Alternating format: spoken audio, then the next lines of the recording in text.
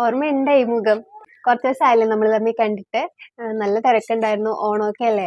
അപ്പോൾ ഞാൻ വിചാരിച്ചു ഇനി വരുമ്പോൾ നിങ്ങൾക്ക് യൂസ്ഫുൾ ആയിട്ടുള്ള എന്തെങ്കിലും ഒരു ടിപ്പായിട്ട് വരണമെന്ന്. അപ്പോൾ ഇന്ന് ബിഗിനേഴ്സിനൊക്കെ യൂസ്ഫുൾ ആയിട്ടുള്ള ഒരു ടിപ്പാണ്. നമ്മൾ ചുരിദാറിൽ ലൈനിങ് അറ്റാച്ച് ചെയ്യുമ്പോൾ കറക്റ്റായിട്ട് വരാൻ വേണ്ടി എന്ത് ചെയ്യണമെന്ന് നോക്കാം. അപ്പോൾ ഇത് ചെയ്യണവർ കാണും കേട്ടോ. അപ്പോൾ അറിയാത്തവർക്ക് വേണ്ടിയാണ് ഞാനിത് പറയുന്നത്. അപ്പോൾ നമുക്ക് വീഡിയോയിലോട്ട് പോവാം.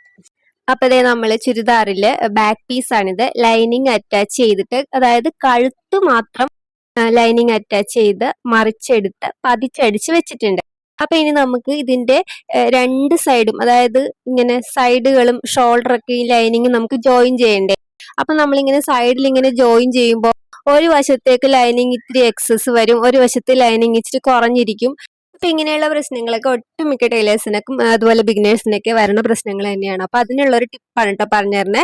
അത് ഞാൻ പറഞ്ഞത് നിങ്ങൾക്ക് മനസ്സിലായില്ല. നമ്മളിങ്ങനെ കഴുത്തും മറിച്ചടിച്ച് എടുത്തു കഴിഞ്ഞിട്ട് പിന്നെ നമ്മൾ സൈഡാണ് ലൈനിങ് അറ്റാച്ച് ചെയ്യുന്നത്. അപ്പൊ നമ്മളിങ്ങനെ സൈഡ് ജോയിൻ ചെയ്യുമ്പോൾ ഒരു വശത്ത് മെയിൻ ക്ലോത്തിൽ നിന്ന് ലൈനിങ് ഇച്ചിരി കുറഞ്ഞും ഒരു വശത്ത് ഇച്ചിരി കൂടിയൊക്കെ ഇരിക്കും. കറക്റ്റ് ആയിട്ട് ലൈനിങ് അറ്റാച്ച് ചെയ്യാൻ പറ്റില്ല. അപ്പൊ അത് കറക്റ്റ് ആയിട്ട് ലൈനിങ് അറ്റാച്ച് ചെയ്യാൻ വേണ്ടിയിട്ടുള്ള ഒരു ടിപ്പാണ്.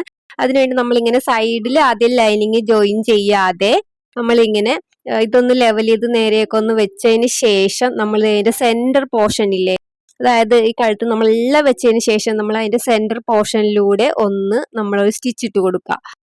പ്രത്യേകം ശ്രദ്ധിക്കുക, ഈ സ്റ്റിച്ച് നമ്മൾ ലൈനിങ് ഫുള്ള് ജോയിൻ ചെയ്ത് കഴിയുമ്പോൾ അഴിച്ചു കളയാനുള്ളതാണ്. അപ്പൊ ലൂസാക്കി തന്നെ ഒരു ലോങ് സ്റ്റിച്ച് ഇട്ട് കൊടുത്താൽ മതി. കാരണം നമുക്കിത് ലൈനിങ് നല്ല ലെവലിൽ അറ്റാച്ച് ചെയ്യാൻ വേണ്ടി മാത്രം ഇടുന്ന ഒരു സ്റ്റിച്ചാണ്. കാരണം ഇങ്ങനെ നമ്മൾ സെന്ററിലുള്ള ഒരു സ്റ്റിച്ച് ഇട്ട് കഴിഞ്ഞാൽ ലൈനിങ് അവിടെ അനങ്ങാതിരുന്നോളും. പിന്നെ നമുക്ക് സൈഡിലേക്കൊക്കെ ലൈനിങ് എക്സസ് ഒന്നും വരാതെ ജോയിൻ ചെയ്യാനും പറ്റും. പിന്നെ നമ്മൾ കുറച്ച് വെട്ടിക്കളയുക, ഇപ്പുറത്ത് കുറച്ച് കുറഞ്ഞു പോകുക, അങ്ങനെയുള്ള ഒരു പ്രശ്നങ്ങളും വരില്ല. അപ്പൊ അതിനു വേണ്ടി മാത്രമാണ് നമ്മൾ ഈ ഒരു സ്റ്റിച്ച് ഇടുന്നത്. ഇങ്ങനെ സ്റ്റിച്ച് ചെയ്തതിന് ശേഷം നമ്മൾ ഈ ചുരിദാറിന്റെ പീസിലേക്ക് ഫുള്ള് ലൈനിങ് ജോയിൻ ചെയ്തതിന് ശേഷം നമ്മൾ ആദ്യം ഇട്ട ആ സെന്ററിൽ ആ സ്റ്റിച്ച് അങ്ങ് അഴിച്ചു കളയാൻ വേണം കേട്ടോ. അത് നമുക്ക് ആവശ്യമില്ല. ഈ ലൈനിങ് ലെവലാക്കി വരാൻ വേണ്ടി മാത്രം നമ്മൾ ആ സ്റ്റിച്ച് ഇട്ടാണ്.